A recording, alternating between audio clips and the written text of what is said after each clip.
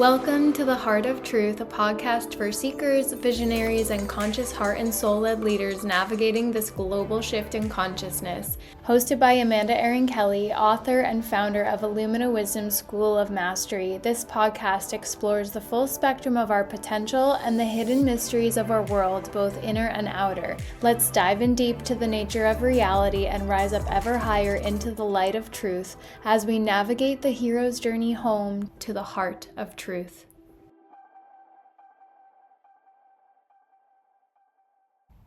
Hello, beautiful soul. Welcome. So before we dive into the episode, I just wanted to share a quick note that yes, this is one of the original episodes from my first podcast, This Art Called Life, recorded almost exactly 2 years ago from when this is being published in early February of 2023. However, being that this is my story, it is obviously still entirely relevant. So the next few episodes will be those original episodes sharing my story, and then we will continue on from there. So let's dive in. Hello, beautiful souls. Welcome back to episode 2 of This Art Called Life, the podcast with Amanda Kelly, me. I am so excited to be here today because I am going to dive deeper into my own story, my own journey of evolution, not from the perspective of me. I have such an interesting story. Don't you all want to hear it? More so from the perspective that we see ourselves in others. And I share in the hopes that my own journey of evolution and awakening will spark some resonance, some deeper knowing within, some little intuitive nuggets that might help you connect the dots for your life. So that is my intention and goal with sharing my journey. And as I started thinking about it, I realized that I had to break this up. So this particular episode is going to focus on the first 30 years of my life. And I'm not that old, so it is not broken up into equal parts, quite obviously. But the acceleration of my journey really happened in the last 7 years or so. So that first 30 years just felt like a slow buildup. And that's why I decided to break it up like that. It leads me to a very pivotal moment in my life at age 30, which I will get to at the end of the episode. Anybody who knows me probably knows to what I refer at this point in time.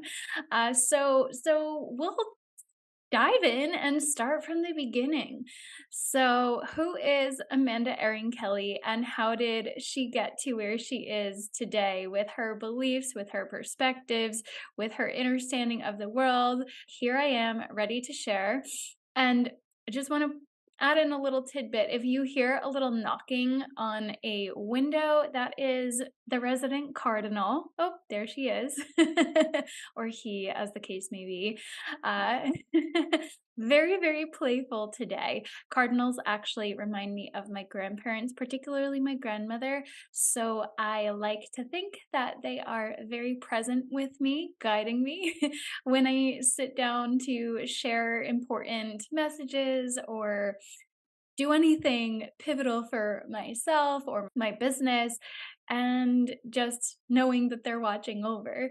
So I'm taking it all as a good sign. I hope it's not too distracting.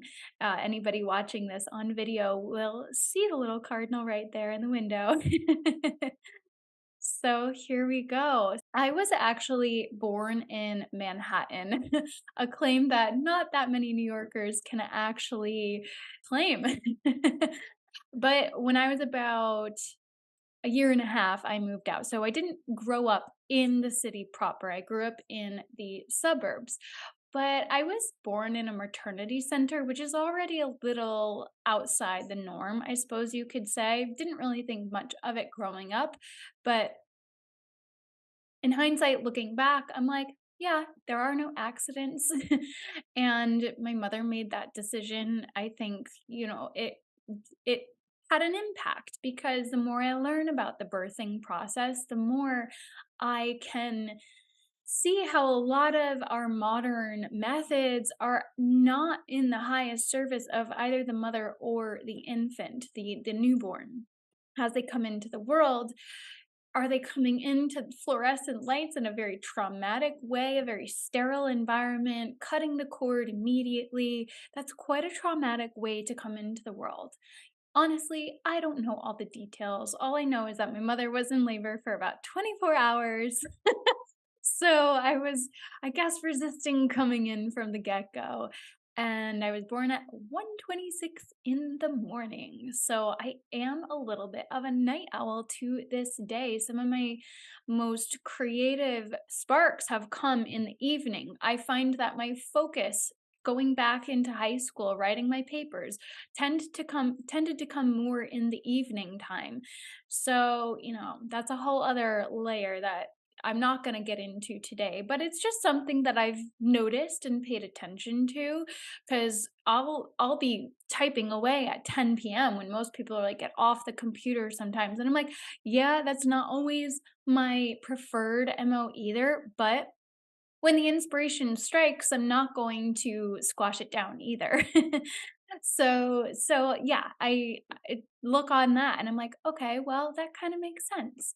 So at 6 hours old, I was actually in a bar. Yes, you heard that right. 6 hours old was my first time being in a bar, because my parents happened to live over a bar. And at about 7 something in the morning, I guess there were some lingering individuals, and I was presented to them. So that is the origin story of my life. I have Irish parents, Irish Catholic grandparents. There's a little bit of German in there, Norwegian, Swedish, Scottish, a little Welsh perhaps even. So I am a whole bunch of Northwestern European things.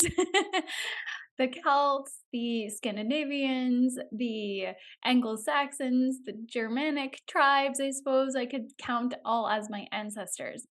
So just little tidbits that I've picked up on the way and, tucked in my back pocket. What does that mean for me? How does that impact my trajectory in life, my beliefs, my habits, my worldview? What kind of ancestral trauma did I bring into the world because of that heritage? So here we go. The most notable thing about my babyhood was that I was actually a baby model. And it sounds really cute and fun, because it is. I guess I was a cute enough baby that I made it into I got some jobs. My little image was in catalogs and a magazine, and I didn't have too many jobs because I stayed bald for a while. My career ended because I was bald until the age of about 2. So I usually played a smaller baby, and I had a good temper. I didn't cry very much. So I was sometimes the backup baby, but I got the gig because I wasn't crying. So that's kind of a fun thing to look back on. And I have some of the photos. So there I was, kind of out in the spotlight in a way, when I was just a tiny infant.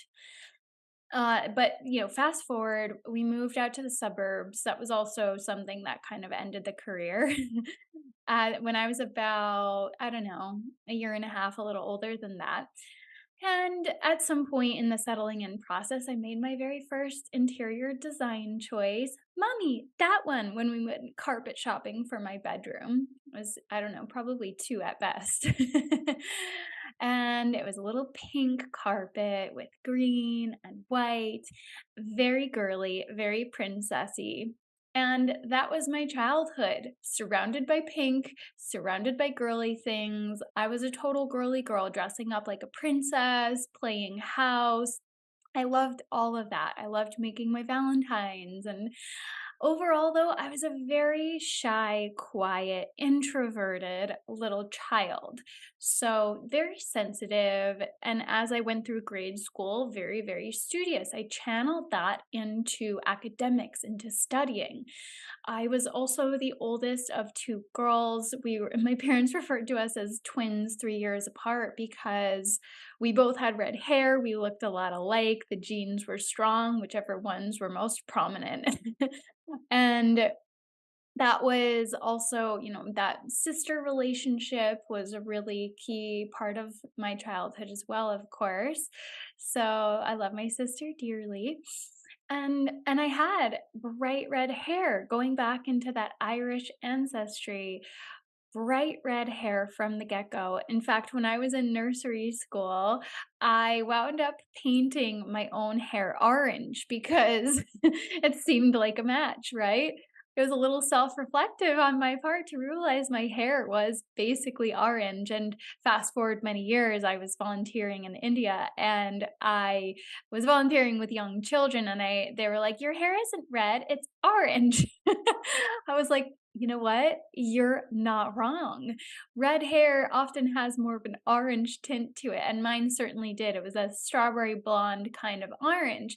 So, as shy and sensitive as I was, I always kind of attracted attention, much to my chagrin, in part because of my very unique hair color. As I got older, I remember women walking up to me in restrooms. I was still a child, but women would come up and comment to our mother, and she would say, "Oh my goodness, if you only realized how much women pay to get that kind of hair." So I was always, I was very shy when receiving that kind of feedback. And also, I just felt very awkward, but at the same time proud. I was like, oh, I have this really cool thing about me that makes me stand out like a sore thumb. But people seem to appreciate it mostly. So I had this kind of dual mode of I want to go hide. And yes, here I am. Thank you for appreciating me. But it was not something that I was navigating very easily as a young child. I just wanted to do my own thing and be in my own little corner. So I buried myself in academics and competitive gymnastics. And come time for high school graduation, I really actively tried not to be the valedictorian because I really did get good grades. I got straight A's pretty much throughout. I tested well. And yeah, with sometimes minimal effort, I did study a lot, but I honestly even was embarrassed by my achievements by the time I got to high school and was, getting those national merit scholar, whatever the heck they call awards and things like that. I also, in freshman year, tested into the science league, which is basically it is basically the science version of mathlete. So I was a total science nerd. And I was very embarrassed when my name was one of the four to be selected to be on the science league. It was supposed to be a big honor. And I was like, oh my God, I'm that much of a nerd. No, I didn't want to be that much of a nerd. I wanted to get the best grades, but I didn't want to be a nerd. That was my thing. Like I loved looking good. I loved going shopping for clothes, but I was very shy and quiet. So I always knew I was not in the in crowd. I was not popular. I was way too shy to be putting myself out there. I was also very, very absorbed in my studies, in my gymnastics, but that was outside of school. I had to multiple days a week go to practice for a few hours at a time, and I would have competitions half of the school year that really took up a great deal of my energy and my time. So I didn't have as much time for social life as a lot of the other kids did. So it is what it is, and I wasn't entirely unhappy with the situation, and I did have friends. It's not like I didn't have friends. But I always felt insecure, I always felt shy, and I always wanted to bury myself in the corner, never wanted to raise my hand. As I said in the first episode, I never wanted to be called on. Amanda needs to speak up more in class. Amanda needs to speak up more in class. That was the consistent feedback every teacher would give me on every report card. They knew I knew the answers. And I just did not want to be seen or heard. I just wanted to do my thing and get out of there, basically. So I also attended mini med school. I had a huge focus on biology and science. Bio and chem were two of my better subjects. And I did pretty well in math as well. So I was very math science oriented, logic, focus, solutions. And because I was also good with children, I babysat on the weekends a lot of the time in high school to make my own money so I could buy the clothes that I liked. And my path, according to everyone, was to become a pediatrician. It made logical sense. Work with kids and math and science, I'll be a great doctor, right?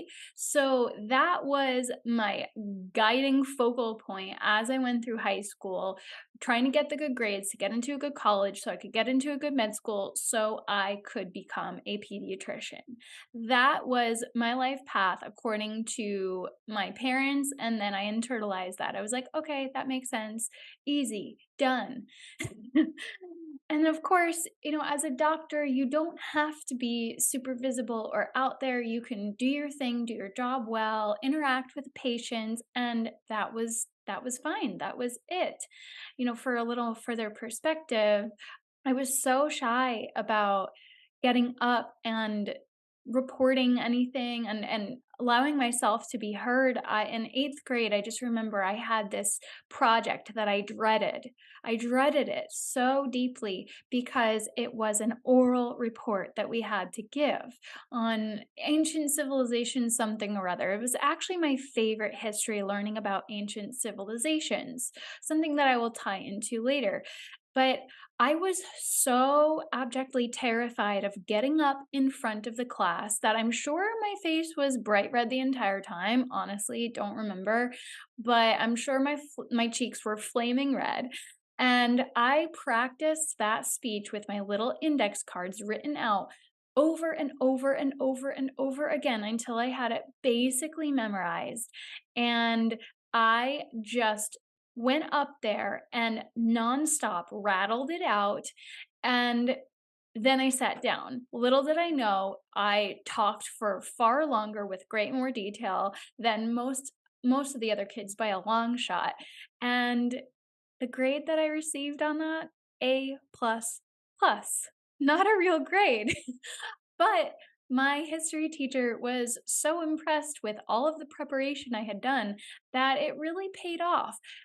Meanwhile, never wanted to do that again. Never, ever, ever wanted to have to get up in front of a class and share my work orally. I never wanted to answer questions.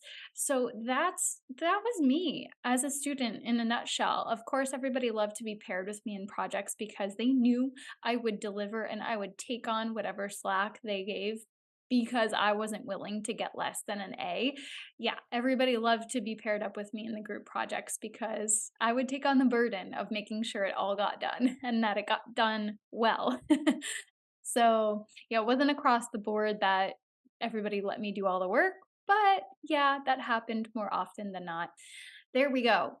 By the time I got to college, though, I was basically pretty burned out. So, halfway through senior year, I had been accepted to my top choice college, Boston College, and I just knew it was the school for me. I did apply for a couple of Ivies, but my heart was not in those applications.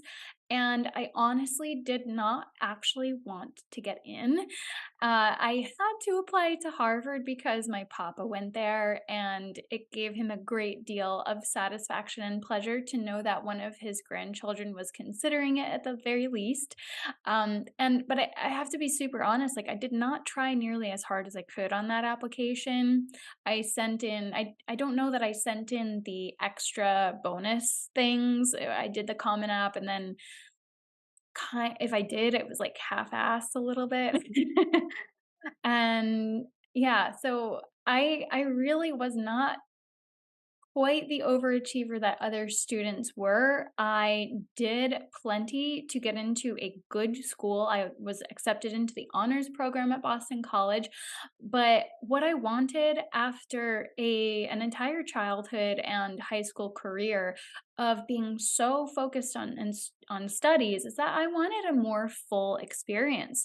Boston College had decent sports and it had cheerleading.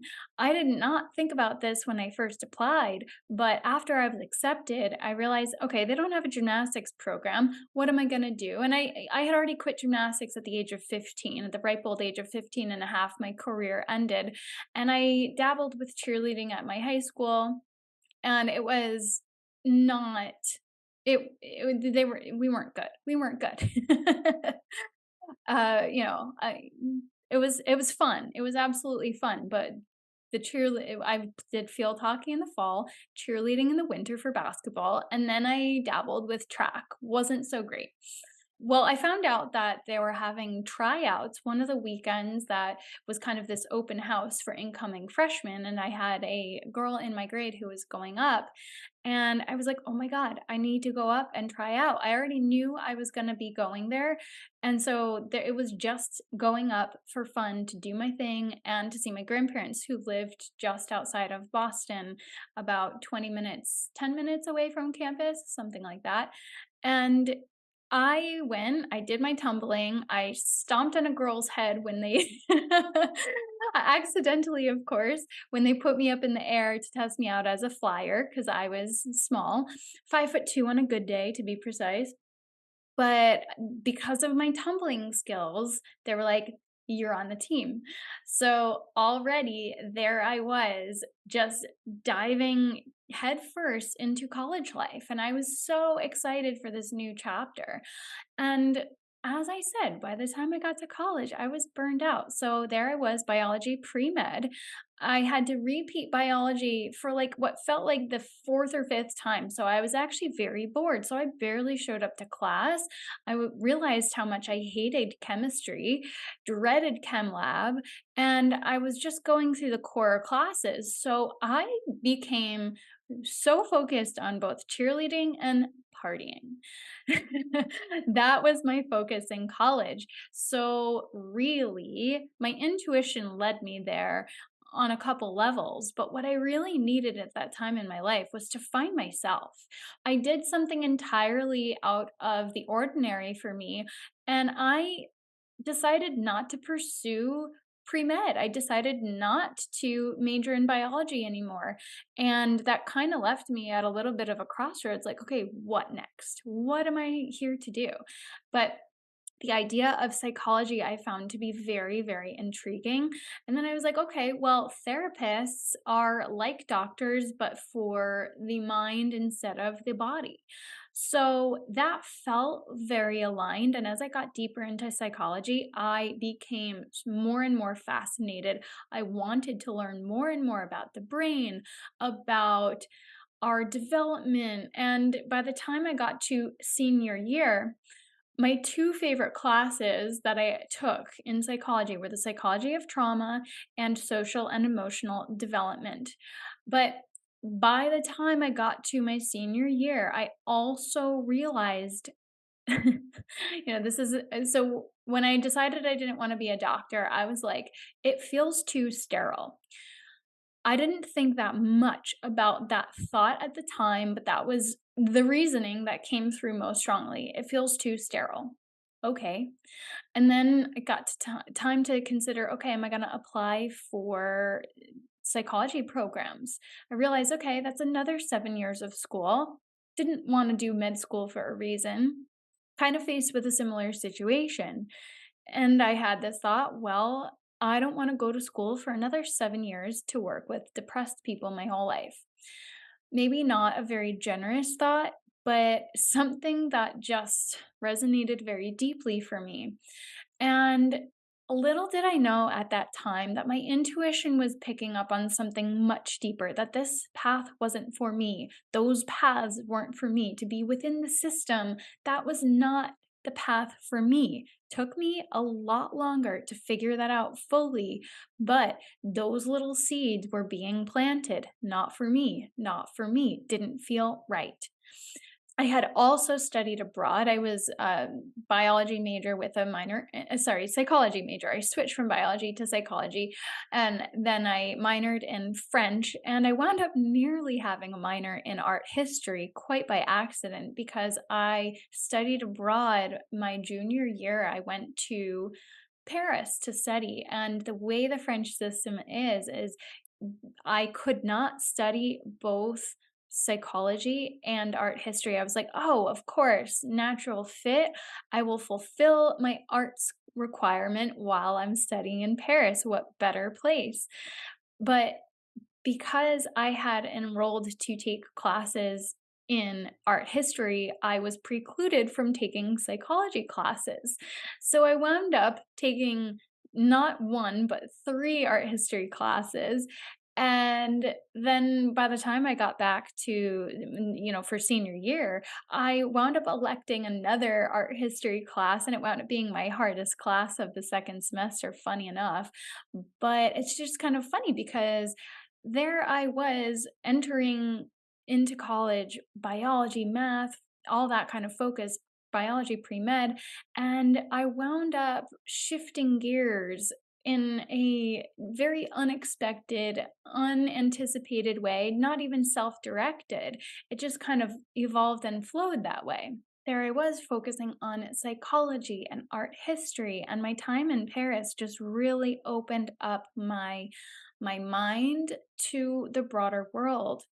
I traveled to Europe for the first time. We traveled when I was a child, but my mother was very adamant about the fact that the first time I go to Europe should be on my own as a student, like older student, because that's how she did it. So she decided that it had to be the same way for me. And I had an amazing time. I traveled all around Europe, did the whole Euro trip thing, and I really got to see those older cultures that resonated really deeply with me. And I just appreciated so much the beauty and the old art and architecture. I loved it. I fell in love with Europe. It just felt so much more romantic, so much more beautiful, so much more right and aligned with how we're meant to live our life. Look at the lifestyle of Europeans, quite different from New York City, go, go, go, achieve, achieve, achieve. And that really stirred something within me. But I was also there partying and numbing. Of course, the drinking age is very different there. So I could legally go out to bars, and I took full advantage of that. So I did have this phase where I was engaging in really quite unhealthy behaviors, but it was very normalized being in, American undergrad mentality. Everybody was binge drinking. That was the norm. Come the weekend, everybody was partying, everybody was drinking until they got wasted, basically. And I I knew it I didn't feel good, but it was also normalized. Like the hangover, so normalized. The feeling like shit the next day, so normalized. The joking about our crazy antics. Everybody did it, right? So I didn't really see it as that much of a problem because it's not like I was craving alcohol every day or anything like that. I was engaging in your typical stupid college behavior.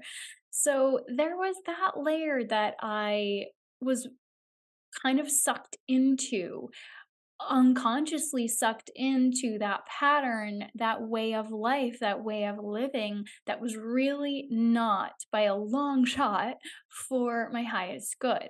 So, for the record, I still wound up graduating with a pretty solid GPA, but what's interesting to note is that my best semester ever was my second semester of senior year when I had another course compared to everybody else. I had to overload because of uh, stuff that happened with my switching my major and going abroad. I had to take 5 courses instead of 4 my senior year. It wasn't the end of the world. It just meant extra work when everybody else had more chill time. But the upshot is that by second semester senior year, it was pure electives. And I actually enjoyed every single course that I took. And I got straight A's that year, that semester, while I was partying more than I ever had. So it doesn't really make logical sense. But from the perspective of, okay, no, that behavior wasn't of my highest good, I was also simultaneously so highly engaged with what I was learning that I still knocked it out of the park in spite of the self destructive, self sabotaging behavior. I still showed up and did the work absolutely to the best of my ability because I liked what I was doing. I was engaged with it. So the more I think about that, the more I think about the way our world is structured, right? I see so many people just kind of going through the motions in their jobs, and nobody is fully thriving. They're not fully living, right? So that was my first glimpse into the importance of really allowing ourselves to follow our passions, our interests. What brings us curiosity? What lights us up? What are we interested in? What do we want to learn about? What do we want to engage in? That makes a world of a difference. It really does. And then I also had allowed myself to open up. I was allowing myself to be seen as a cheerleader who actually made it onto TV. Little snippets in the background a couple times, like, there I was right on the camera. That was fun on the big screen in a stadium of 40,000 or whatever it is. I was most definitely allowing myself to be seen in a way that I would have been terrified of before. Speaking was another matter, but there I was, at least allowing myself to be more visible. So, fast forward, I got a job working in Manhattan in fashion. Sounds fun, right? I was like, okay, well, if I'm not going to become a serious doctor or therapist, let me do something fun. I always liked clothes, I always liked aesthetic. And I figured fashion would be a really fun path for myself. And then I could, just figure out what that pathway would look like. Within a couple months, I was done. My boss at the time, I learned a couple valuable lessons, but also was being treated like crapola, really excessive expectations, long hours for minimal pay, and it just was not serving my highest good. I had interned there the previous summer, and then when I was actually getting paid, it was just a totally different ballgame, and I was not getting paid a lot. I was like, "This is not worth my life by a long shot. We're not saving the world here. What is so urgent? Why are we making such big drama out of every little thing?" So I quit, and when I was job searching, I found Teach English in Japan. Totally out of the blue, out of the norm, and I just had this little intuitive thing, let me just apply. And one thing led to another, and it was a bit of a process with the visa and everything. So I got a little job babysitting in the meantime, but I wound up moving to Tokyo less than a year after graduating college to teach English in Japan.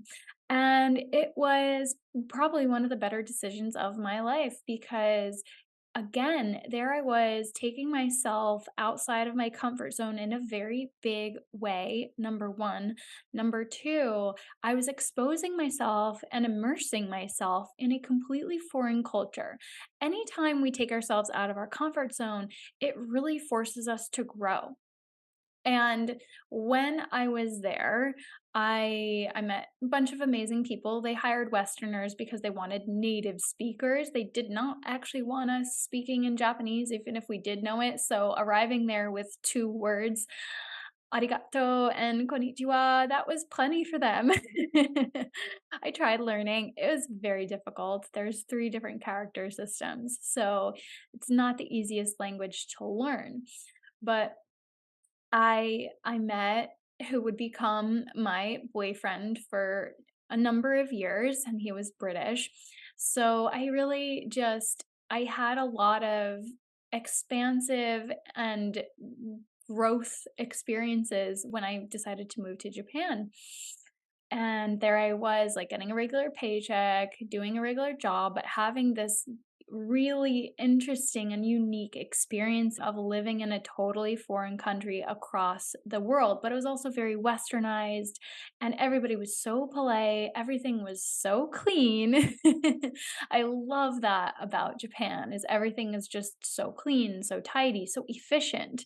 The metro system there, the subway system is like to the second. They are on time, leaving the station, everything is efficient, everything is clean, everything is orderly. And, every society has its shadow side. There are some pretty dark shadows in Japan as well. But I was like, this is a really beautiful example of what ordered society could be. There is a great deal of repression over there, from what I found, a great deal of shame over not being able to speak a perfect English sentence, for example. Thus, the need for the schools that like the one that I taught in. So it was quite an interesting, eye opening experience. The clash between East and West in Japan was really, really profound and fascinating to witness. Their culture is just on another level, its own thing. We have all that Zen, but then the crazy Shinjuku, Harajuku stuff, people dressing up, crazy vending machines, vending things that you don't even want to think about in some cases. So it was quite a fascinating time in my life. And I explored the country. I even went skiing. I went to a lot of the temples. I made it to Kyoto a couple times. It really just was so deeply fulfilling. And I realized going back that my mother and my grandmother, they had a lot of Asian influence, Asian inspired decor in their homes. And so I thought about that a bit. And my papa, he actually was in the Navy in World War II and had worked on naval ships, fighting Japan. So that was the enemy. And also, my grandfather, he was a commander of submarines. So he was also in that side of the world and one of the first Westerners to step foot on Japanese soil after they, called the ceasefire or whatever, but a lot of people weren't even quite aware of that. So yeah, he had some interesting exploits over there himself. And it just made me think about these subtle influences in our life, and that one of my favorite courses in art history was Eastern influences on Western art that I had taken in college. So, in hindsight, like none of it was an accident. It all kind of guided me there.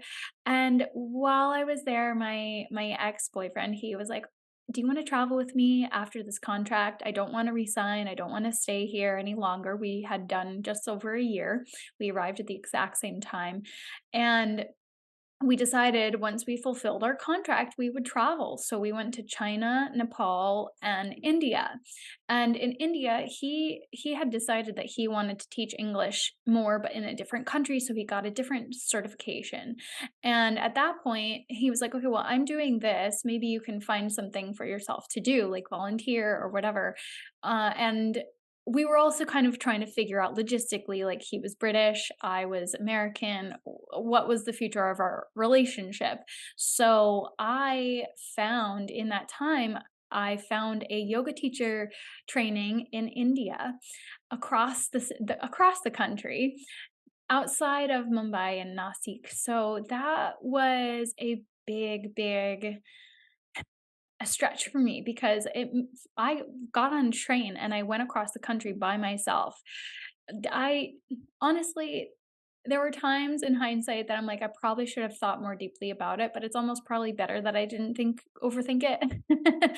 I was like, oh, I'll do the whole backpacker in India experience because I'm young and I can handle it. But it really was not easy. And it's quite a different culture. And I found myself in some less than pleasant experiences. Nothing obviously that was too bad, but there were moments where I was concerned and in a little bit of fear because I did not feel entirely safe. So it was definitely its own experience. I wound up staying nearly 6 months in India, and at the time, my ex and he got another job, and we decided to kind of break it off because, the logistics were just a little tricky. So there I was doing Eat, Pray, Love in India kind of before it came out. I was there finding myself at the age of, what, 23, and it was definitely eye-opening on a lot of levels, and it just evolved. I didn't plan to stay there for 6 months when I first arrived. I was like, "Let me do my teacher training, and then I'll probably go home after that." But once I was there, the financial crisis had hit, and I was like, "Well, it's not like there are a plethora of jobs. There's no rush for me to get back, and I have this cushion from what I had saved, and India was cheap." I was like, "When am I ever gonna have this opportunity again?" So I wound up staying in India, and after the yoga teacher training course where I was at an ashram, immersed in every aspect of yoga for a month, learning, studying. It was mostly Westerners on the course. And I decided to travel a bit. And then I went up to Dharamsala, which is the north of India in the Himalayas, the border of India and Tibet, basically, the land of the Dalai Lama, as I called it. And I wound up doing an introduction to Buddhism and meditation course, a 10-day silent retreat that was not Vipassana, as a lot of people are familiar with. It was a less strict version of that, we could say. But we were in silence, and we had 1 hour a day where we had the opportunity to discuss the Dharma of the day, but we weren't supposed to stray from that. And we weren't supposed to whisper to our roommates at night. And my roommate, she wound up leaving after 2 days because she couldn't handle it. And I was like, great, I get all this time and silence to myself. This is wonderful. I loved it. It was also a really beautiful, serene environment in the mountains.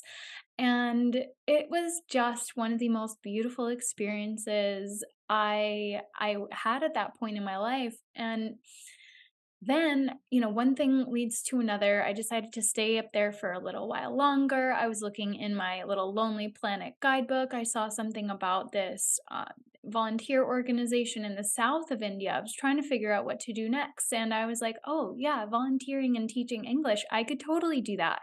So I wound up booking a trip all the way down to the south of India to go teach English to a school in a rural village of South India.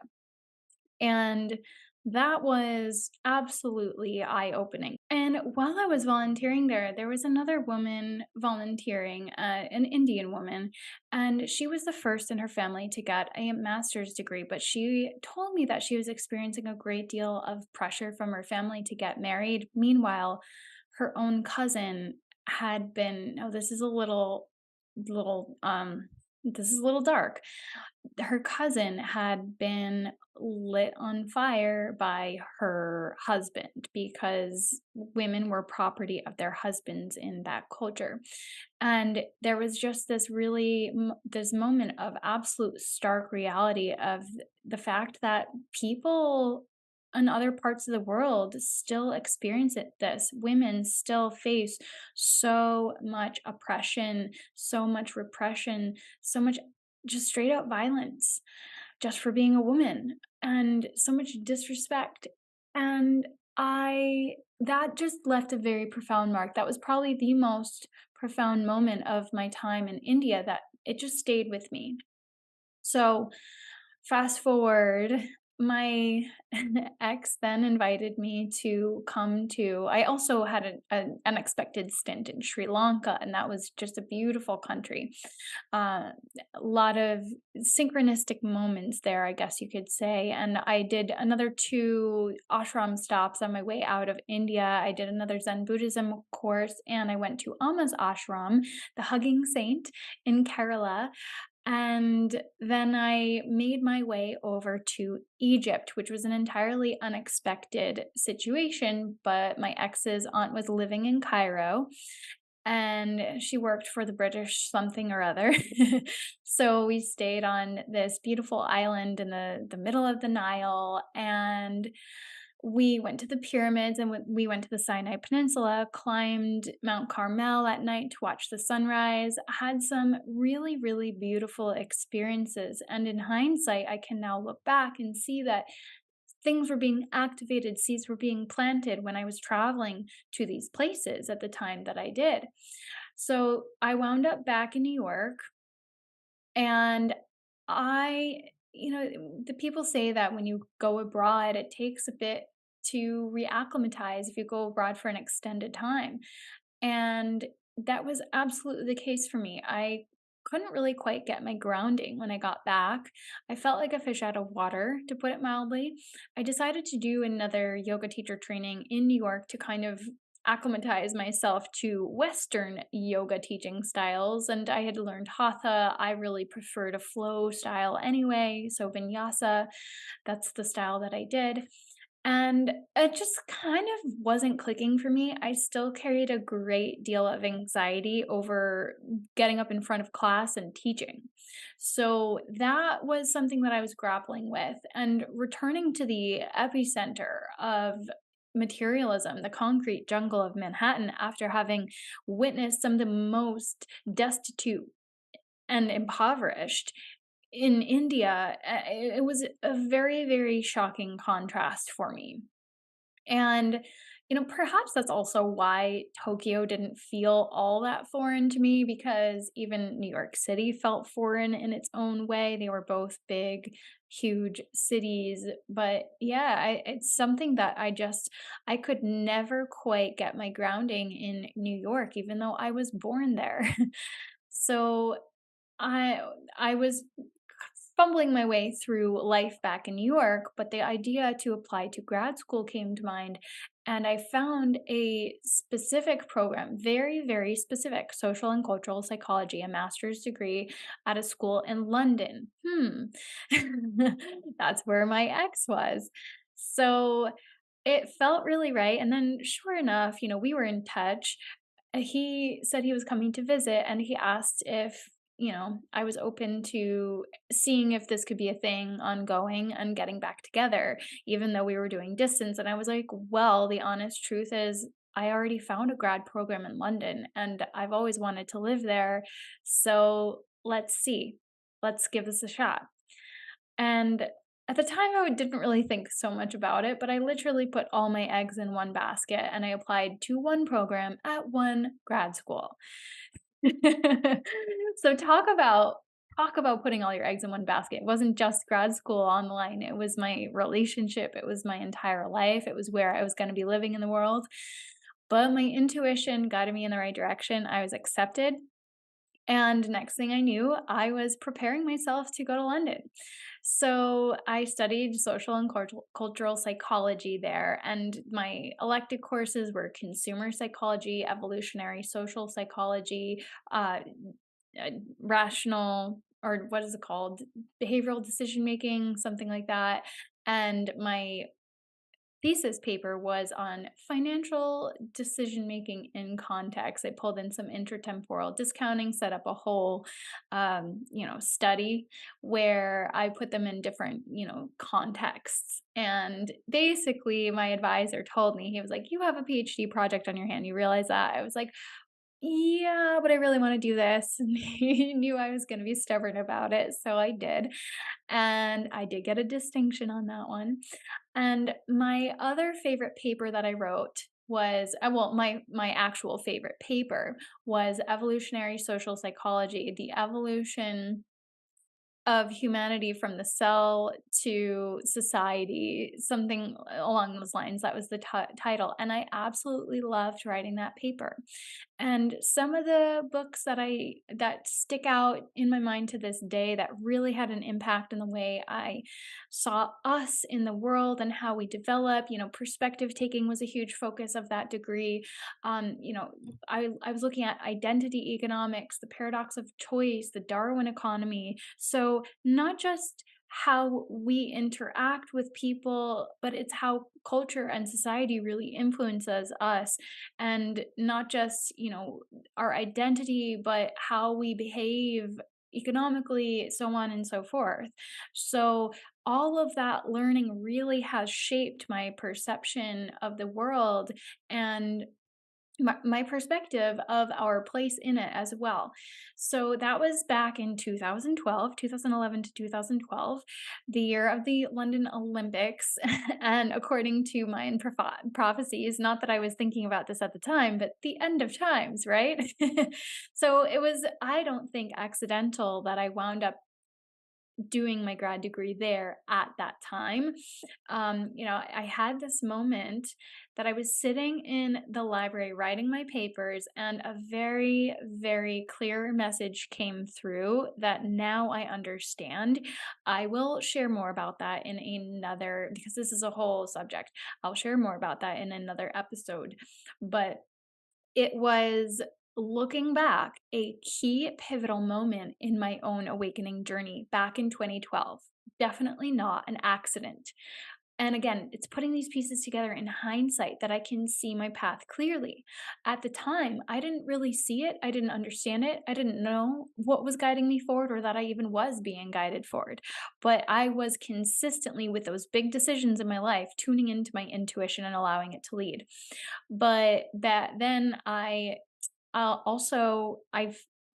finished my dissertation, but then I also experienced a sexual trauma. And at the time I was handing in my dissertation, I was starting an internship in London, and I was traveling to Greece for the weekend with my friend, all in the same week. So I didn't really have time, quote unquote, to consider it, to deal with it, to do anything. I eventually went to the doctor, to get blood tested, and I fell off the chair because I fainted. I was like in body shakes, and I had this moment where I didn't know because I was still passed out, but I had this sensation of being stuck in a box, like, full body box, I'll call it, coffin vibes, I suppose, where I was banging to get out, like I was trapped inside, buried alive. So that was something that I really didn't know how to process or grapple with. And I came to lying on the floor of the doctor's office, a few doctors standing around me, like in fetal position, like just my body was like really tense and tight. And the thing is, in that moment, it was a very confusing situation for me. But the moment of the trauma itself, it felt like everything was sucked out of me. Everything was just sucked out like a vacuum. I felt empty. I felt hollow. And I did not know how to process it. I didn't know what to think of it. I didn't know how to explain it even. To this day, it's kind of a difficult thing to verbalize that sensation. And it was just a feeling of complete disempowerment. I was stuck, locked in position. And I can see now how profound that experience was for me, even though it was just a few moments, really.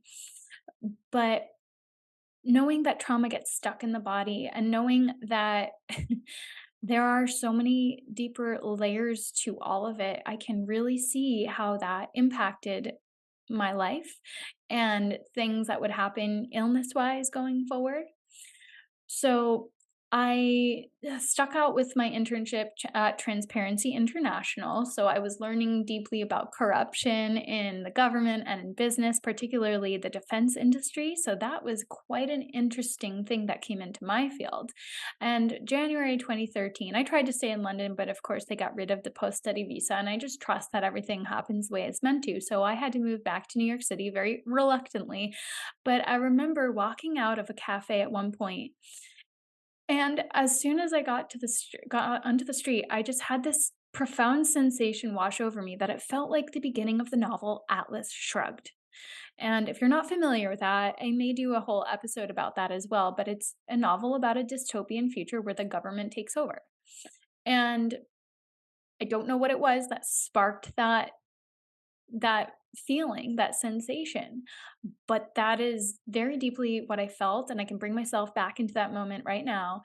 And then fast forward a few years later, Lord and Taylor was shutting down, and I like I just remember walking into the vestibule and there was like leaves and papers and there were completely empty cases inside. It wasn't They were still trying to get rid of inventory, so it was open, but it was empty. And it was just this sense of utter desolation and desperation that brought me again back to that moment at the beginning. And now here we are. The world is, people might not see it that way, but look at what's happening in cities across the country with the homelessness and everything that is, small businesses shutting down and the global corporatocracies taking over more and more and more. So all of these moments have just stuck in my brain, and I can now put these pieces together in hindsight and say, oh, it's like part of me knew what was coming. So fast forward 2014, I did another yoga teacher training, hot power yoga this time. And I just remember I was out tutoring in the Hamptons that summer, and I remember getting sick. Like middle of the summer, I got very sick, couldn't get out of bed for a couple days. I had to call out of a few sessions. I stayed there over the weekend, took a hot bath. That was super nice, but the upshot is that I realized in hindsight that I had been getting sick like clockwork for a year. That might have been in summer of 2013. I can't remember now.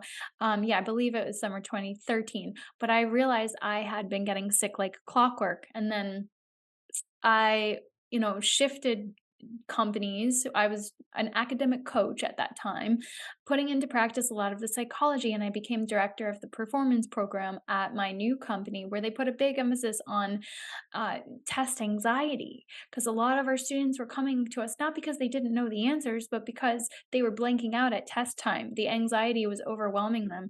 So with my background in yoga and my psychology degrees, I became the director of the performance program, creating tools and so on and so forth. And then, it felt like a very aligned situation for me. I was always academically inclined, good at what I did. And I saw this blossoming into something. And then, my bosses at the time didn't see it moving in that trajectory, at least not immediately. So I was beginning to feel stuck and unfulfilled.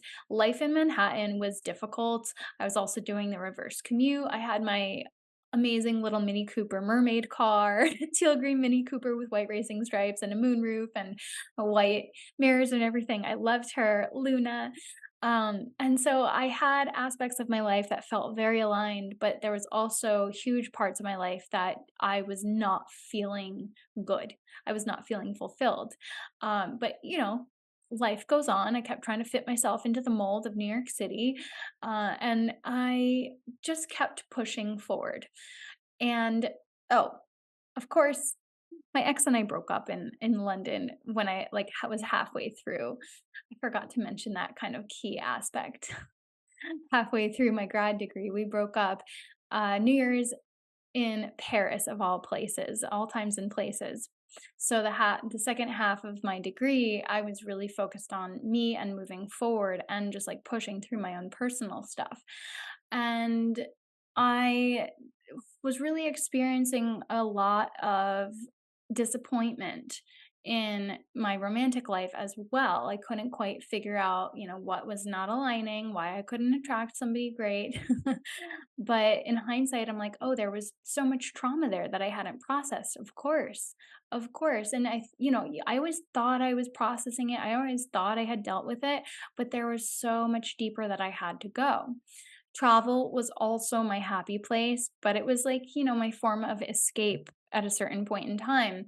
And while I was living in New York and working, I had this moment where I was like, I just wish I had a reason to. I was searching for, what to do with my life. And I came across this article by a woman who was a coach. I forget what her obstacle was that she had overcome. But I sat there and I was like, I wish I had a reason, a good enough reason to be a coach. I was like, this resonates with me. This feels like a lot of psychology, but not stuck in that box of a therapist. And then fast forward Thanksgiving of that year, I had like a minor chest pain. I got a massage and something shifted. And so I went to the doctor a week later because I had this minor chest pain. And he diagnosed it as pleurisy, young, active, healthy 30-year-old. He wasn't going to jump to anything more serious, and I don't blame him for that. It was winter. I was stressed out. Of course, there was plenty of reasons why something was a little off in my body, a little inflammation of the lung lining. Okay. So he put me on antibiotics, and the antibiotics didn't really do much, but I was, just focused on my job. And then I went to Costa Rica in February because it's like, I need sunshine. So in that time, that was New Year's 2016, I booked a personal retreat. I did something out of the norm. Previous year, I had been in Brazil. It was amazing. And this year, I was like, I need a break. I need a rest. And I need to do some kind of personal retreat, like a vision board vibe. Like, I'm going to do my own thing. So I found this adorable little all white cottage in East Hampton, and I booked it for myself for a few days to retreat into the woods and have my own beautiful, magical New Year's, because I'd also been dealing with a little bit of heartbreak frustration. And I was like, I just got to do me right now. So I did that, and I had the idea for a blog, this art called life. That was the moment that the idea came through.